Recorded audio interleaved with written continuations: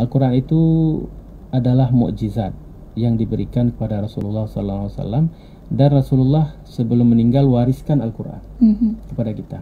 Taraktu fikum amraini ma in tamassaktum bihima lan tadillu abada.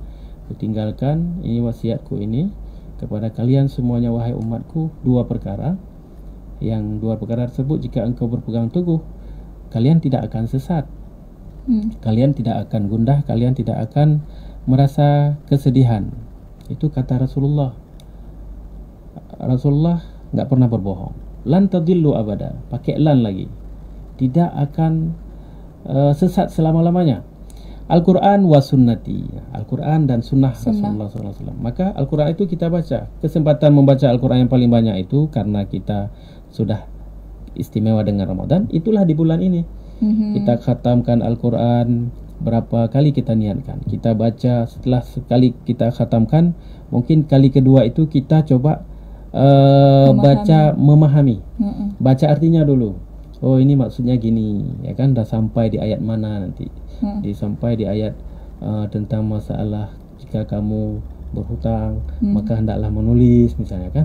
Nanti mungkin sampai di ayat wailul lil mutaffifin, janganlah engkau curang dimanapun tuh kan? Bacakan artinya. Dengan baca arti itu akan paham kita. Kemudian jika lebih ada waktu dan tidak sibuk kita, kalau kita sebutkan sibuk, ya sibuk semua, tapi harus kita sempatkan baca tafsir, ikut kajian tafsir tentang Al-Quran ini bagaimana, kenapa dia seperti ini ya, kenapa dia mengharapkan seperti ini. Kemudian kalau bisa barulah kita menghafal ayat Al-Quran tersebut. Tentang Al-Quran tersebut, karena di Al-Quran tersebut firman Allah, mukjizat, ada pesan-pesan yang disampaikan oleh Allah kepada semua makhluk, bukan hanya kepada Nabi, karena Nabi sudah mewariskan kepada kita. Jadi di sana sebenarnya terdapat rasail, pesan-pesan. Rasul kan pembawa pesan. Itulah pesannya dibawa, dan pesan itu abadi. Abadi karena Allah mengekalkan Al-Quran tersebut sampai kiamat dunia. Tidak ada orang yang bisa berhasil ataupun yang bisa mengurangi ayat Al-Quran. Tidak ada yang bisa memanipulasi, menambahkan ayat Al-Quran ataupun menukar-nukarnya. Allah sudah jamin itu. Inna lahu lahafidun, kata Allah Subhanahu wa ta'ala. Jadi itu kita ambil sebenarnya, hadiah ataupun hidayah yang paling luar biasa ini kita ambil.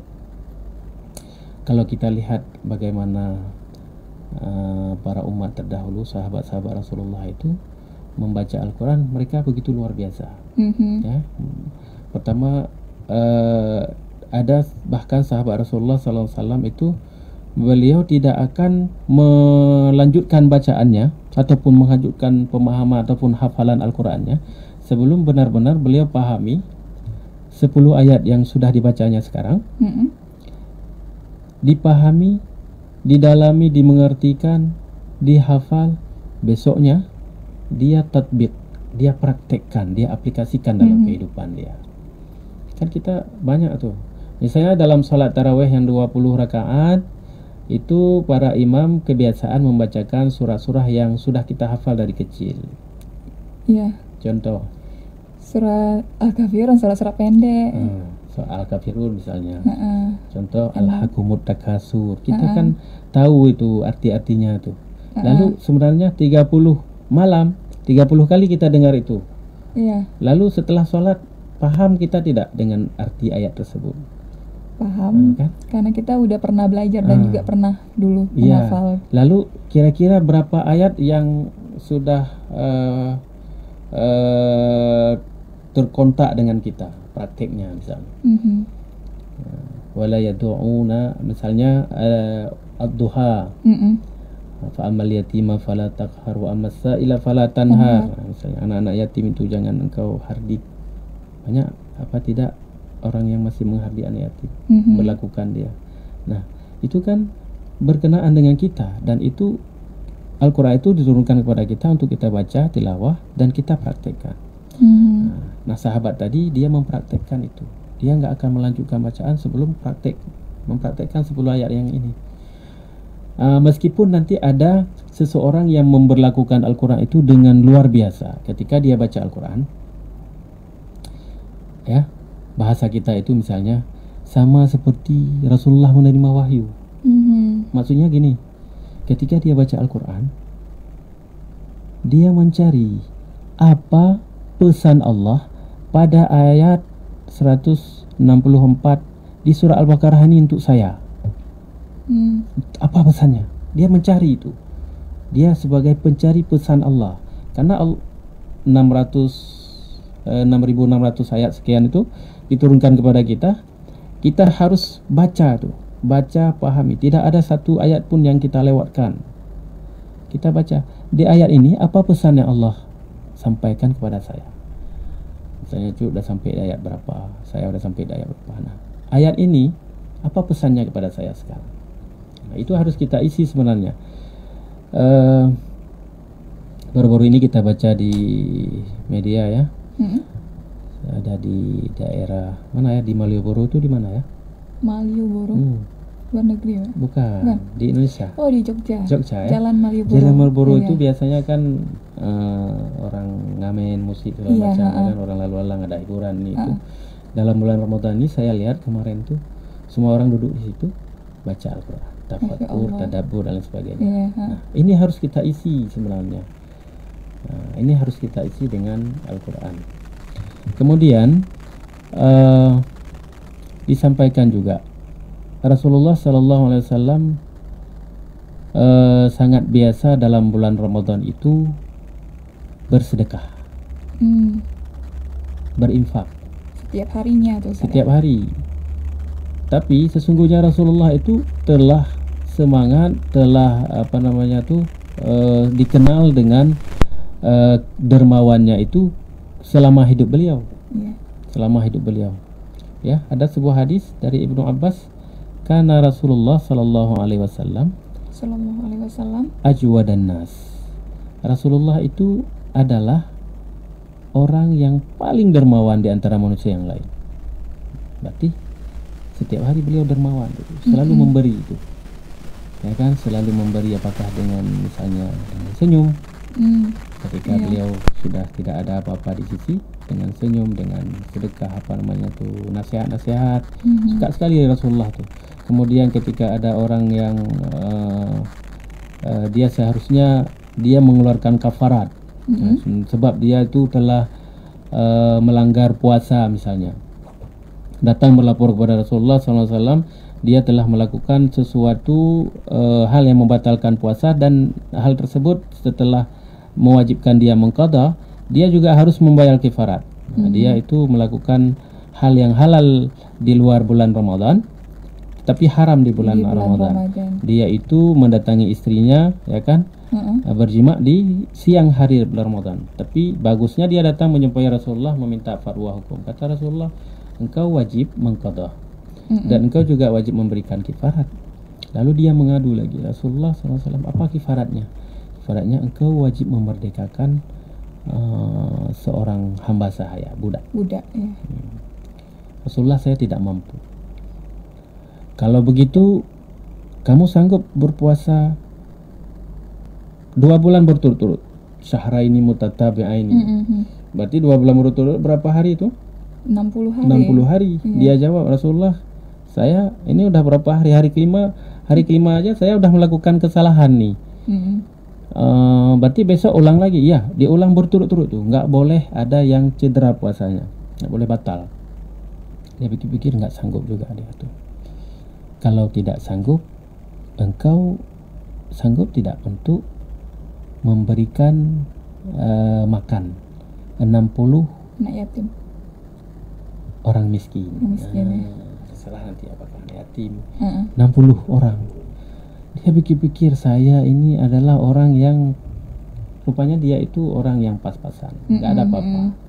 Tapi lihat Rasulullah SAW datang ke rumahnya, ya, masuk ke dalam rumah, kemudian mengambil tamar, mengambil kurma, diberikan kepada dia.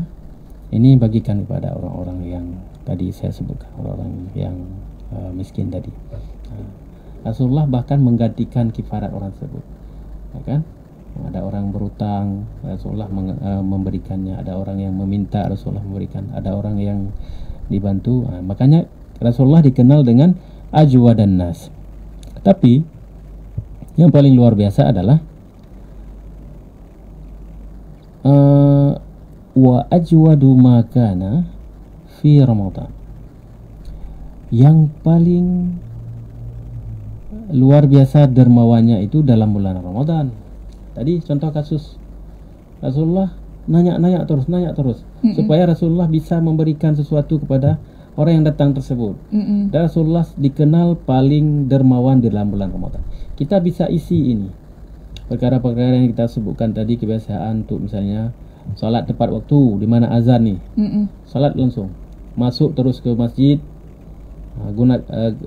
masuk ke masjid, lagi azan masuk terus ke masjid. Sebelumnya berwuduk dulu, kemudian sempatkan solat qabliyah ya, zuhur. Kalau enggak sempat 4, solat 2 rakaat, keburu misalnya mau qamat, kemudian kita cari saf yang paling depan, ya. Kalau bisa dekat-dekat dengan imam. Kalau di belakang imam mungkin nanti akan disuruh gantikan jadi imam ya, karena gak siap mungkin atau apa segala macam, geser sikit lah. Pokoknya di saf paling depan. Usahakan itu selama 30 hari. Kita akan menjadi orang yang selalu dengan ibadah solat. Kemudian setiap hari kita misalnya memberikan sedekah walaupun sedikit. Selama 30 hari itu udah biasa kita memberi itu, udah biasa. Kemudian membaca Al-Quran selalu. Kita tidak akan lagi suka dengan yang lain. Bisa kita buktikan misalnya HP kita ini kan bisa kita isi aplikasi apapun yang kita ingin.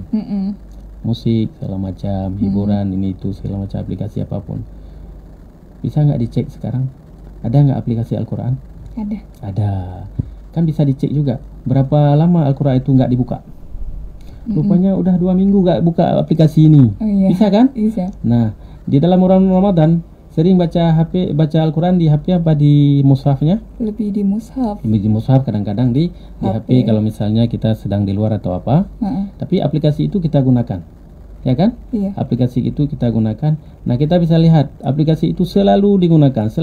Pada saat memori penuh, nah, mana yang kita dihapus? Ini dihapus aplikasi yang nggak penting. Nah, karena kebiasaan Al-Quran yang dibuka, Al-Quran yang kita baca sehari-hari, aplikasi yang lain yang tidak ada begitu faedah misalnya dengan kita akan hapus. Dan ketika misalnya kita mau install aplikasi yang kita butuhkan, mana pilihan yang kita harus hapus?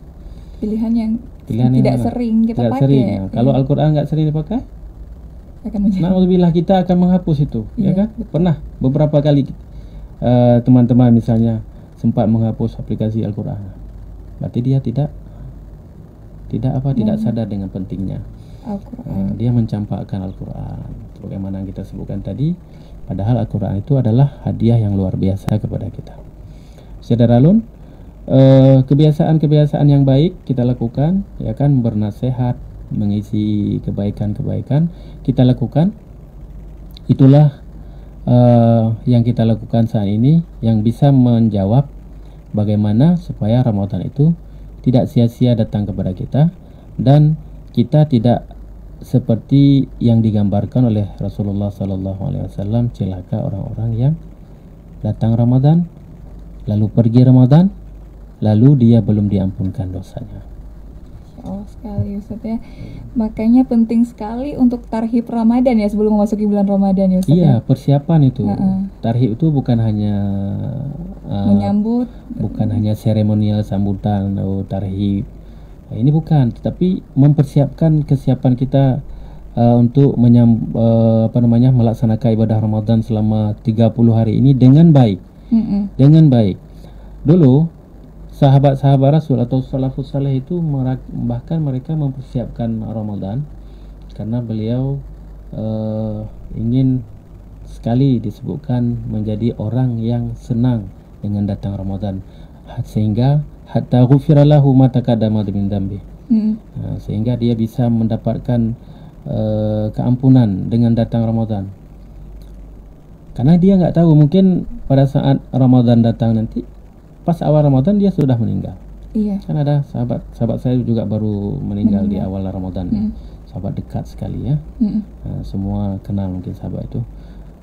Tapi dengan kesenangan dia menyambut Ramadan, ghufira lahu ma taqaddama min dzambi. Sahabat Rasulullah 6 bulan mempersiapkan diri untuk menyambut Ramadan. Kita berapa hari mempersiapkan diri untuk menyambut Ramadan? Kecuali kita mempersiapkan rumah, gotong royong mungkin yang biasa, ya kan? Iya. Kemudian mempersiapkan mukena baru ya. Kemudian mempersiapkan Al-Quran baru. Itu sudah bagus. Tapi yang paling penting lagi adalah mempersiapkan diri kita ini di hari kelima hari ini apa? Saudara Lun, belum terlambat kita untuk mempersiapkan itu semuanya. Hari ini langsung duduk, ya kan? Langsung praktek, duduk praktek terus. Nah, ketika kita dengar nih, oh iya ya, solat sunat itu nggak boleh lewat. Pergi terus solat sunat, solat duha terus sekarang. Siap dengar ini langsung solat duha. Minta ampun kepada Allah. Kita sudah tahu solat duha itu banyak kelebihannya, mendatangkan rezeki, menghalang semua hal-hal yang membuat kita rugi, ya kan? Menangkis semua rintangan-rintangan yang sebenarnya sudah ditakdirkan oleh Allah pada kita. Dengan solat duha itu dia akan jauh. Itu sudah kita ketahui, praktekkan sekarang. Insya Allah sekali Ustaz ya. Nah karena kita mungkin ada yang kurang paham juga mungkin tentang ilmu agama nih Ustaz, awam. Jadi mungkin mereka mau berubah di bulan Ramadan itu kiat-kiat apa saja nih Ustaz yang bisa dilakukan? Ya. Bagi orang yang awam dengan Ramadan, itu dengan datang Ramadan, yang pertama sekali adalah senang dengan datangnya Ramadan. Kemudian tahu bahwa ada keberkahan Ramadan tersebut, lalu berniat untuk mendapatkan keberkahan tadi. Misalnya dia seorang yang bukan bermaksiat sebenarnya, yang lalai untuk beribadah, datang Ramadan segera mendekati kepada masjid.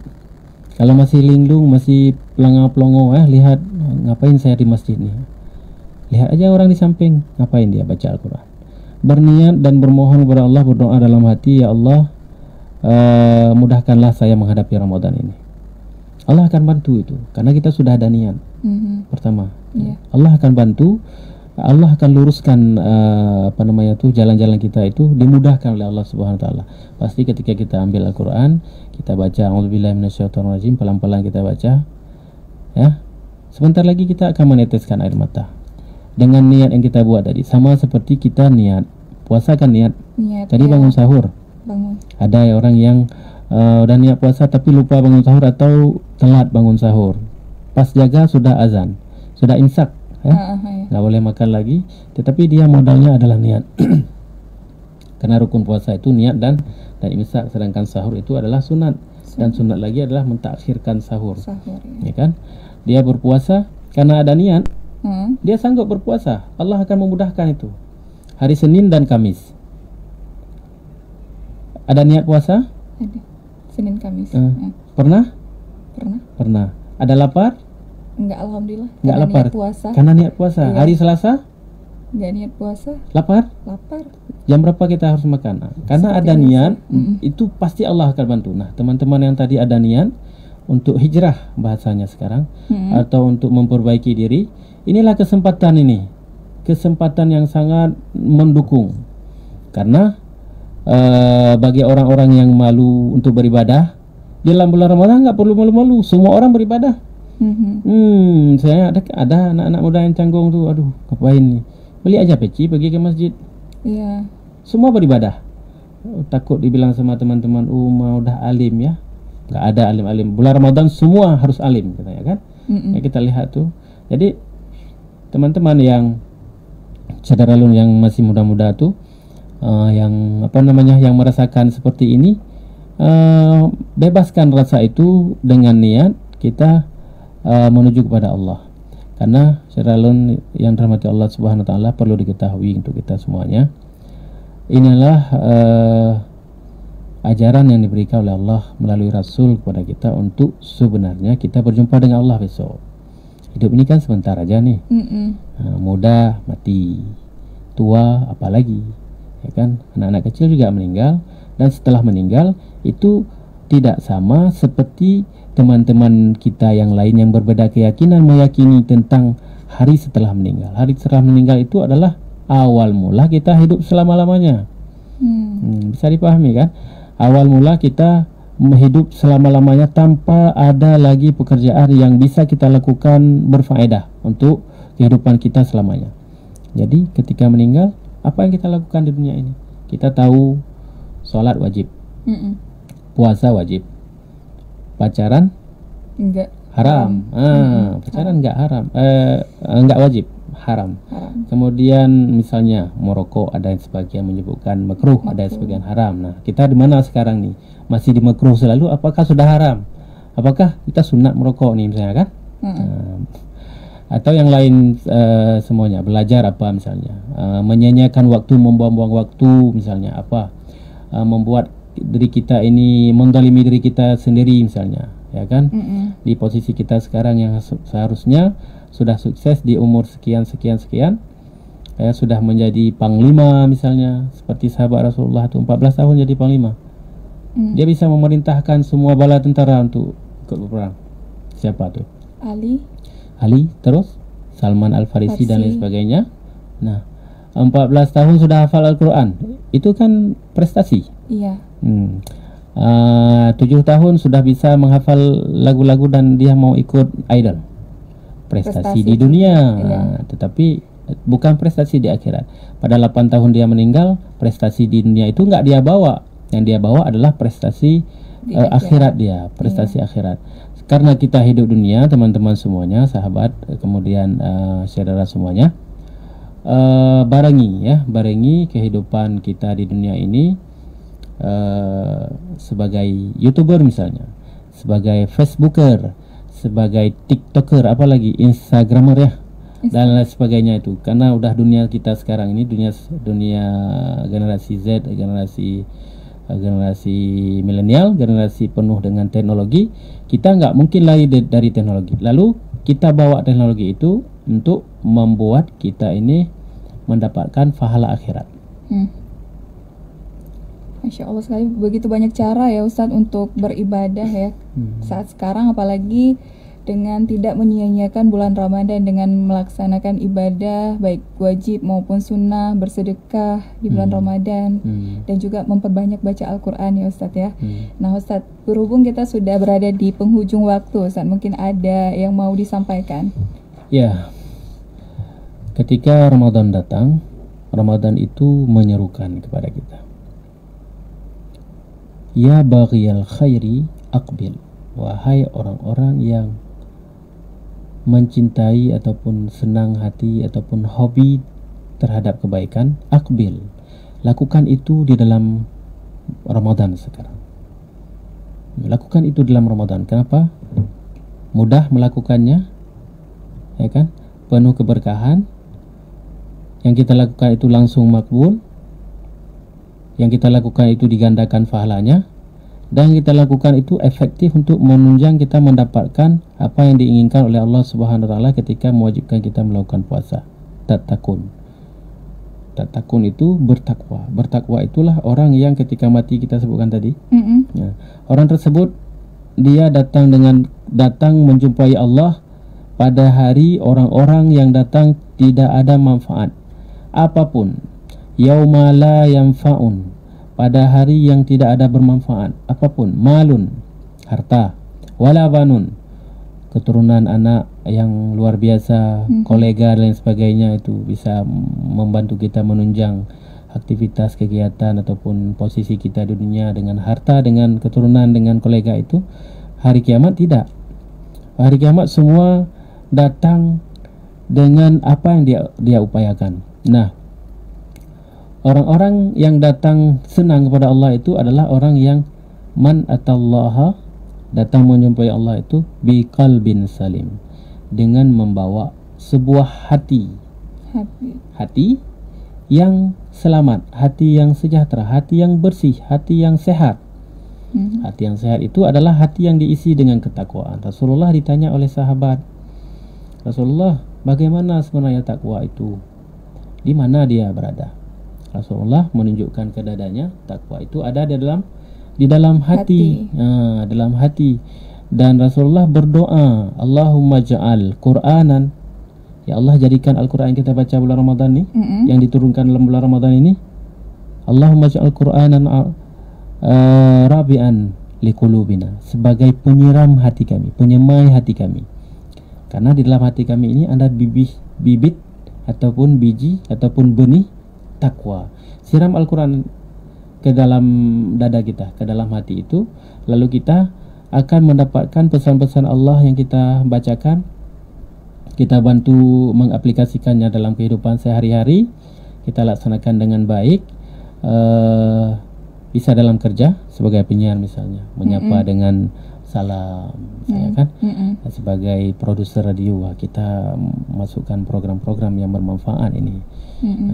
Misalnya selain iklan dan lain sebagainya, ini ada program yang luar biasa nih kan, dakwah nih kan, memberikan pemahaman, mengajak ya, program spiritual dan lain sebagainya, itu kita lakukan tuh dari hasil daripada siraman ini yang doa Rasulullah SAW. Makanya kita juga harus berdoa nih, Allahumma ja'al Qur'anan Arabiyan, Qur'anan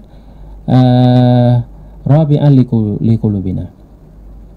Quran itu sebagai penyemai ataupun penyiram hati kami, yang di sana dengan siraman itu tumbuh ketakwaan. Karena saudara-saudara yang dirahmati Allah Subhanahu wa taala, Al-Qur'an itu kata Rasulullah seperti ma'un safiyun, air yang jernih. Quran air jernih dia. Tidak terkontaminasi, yang dia itu tidak pernah expire, yang dia itu dijaga oleh Allah Subhanahu wa taala dan datang dari muara yang bersih, yaitu muara Allah Subhanahu wa taala. Dia datang dari muara yang sangat bersih, yang tidak bercampur, yang tidak melewati kotoran, yang dia mengalir terus. Datang daripada Allah, dibawa melalui malaikat, disimpan dulu di Baitul Izzah, diturunkan kepada Rasulullah. Tidak ada orang lain yang dapat dipercaya kepada Rasulullah sebelum Rasulullah menerima Al-Quran tersebut. Dibelah dada, dibersihkan. Bahkan tidak ada ayat yang disembunyikan oleh Rasulullah SAW. Ketika dipesankan, Rasulullah pernah di apa ya bahasa kita ini, diprotes ataupun dimarahin ya, bukan dimarahin, ditegur oleh Allah Subhanahu wa taala ketika datang orang buta. Kan Rasulullah pernah, karena manusia biasa kan, pernah juga berperasaan, sehingga turun abasa wa tawalla an ja'ahul a'ma. Itu kan surah itu kan, surah abasa wa tawalla an ja'ahul a'ma itu. Rasulullah sembunyikan ayat ini. Janganlah kamu bermuka masam ya. Rasulullah sembunyikan. Tidak, itu ayat yang menegur Rasulullah, tapi Rasulullah menyampaikan. Artinya Al-Quran itu datang dari muara yang betul, muara yang suci ya, melalui jalur-jalur yang betul Rasulullah, dan disampaikan kepada kita dan selalu dijaga. Jadi itulah artinya Rasulullah sampaikan ma'un safiyun, air yang bersih. Air yang bersih itu, ini kan nggak ada hujan hari ini.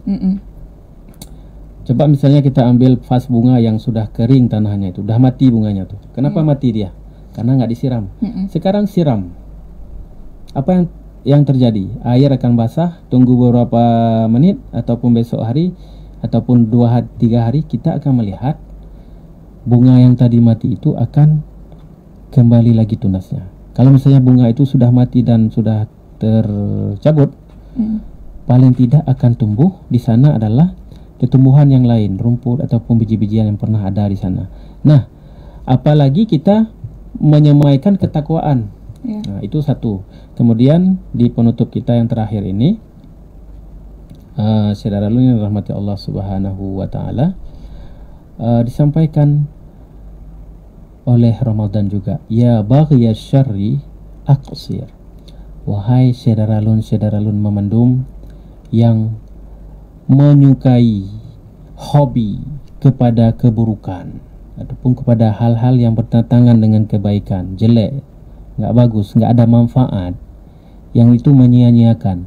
Aqsir, kata Ramadan itu cukup, piuh, stop, berhenti, jangan lakukan lagi di bulan ini. Hormati bulan ini, karena kita akan mendapatkan kebaikan di bulan ini, dan orang-orang yang diharamkan kebaikan di bulan ini, maka orang tersebut diharamkan keberkahan oleh Allah Subhanahu wa taala.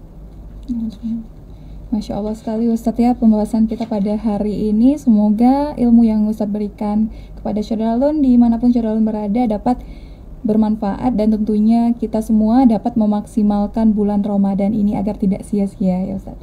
Insyaallah. Nah baik Syahralun, demikianlah Serambi Spiritual edisi hari ini. Kamis 7 April 2022 atau bertepatan dengan 5 Ramadan 1443 Hijriah. Dan tentunya terima kasih kepada Ustadz Ramadan yang telah menyampaikan ilmunya. Semoga ilmunya menjadi amal jariah untuk Ustadz. Dan juga Ustadz, selamat beraktivitas kembali. Nah, Syaralun, untuk Anda jangan kemana-mana karena saya Cut Eva masih menemani Anda hingga nanti pukul 12 waktu Indonesia Barat. Untuk itu tetap bersama kami di 90,2 Serambi FM, Laguna Beritana.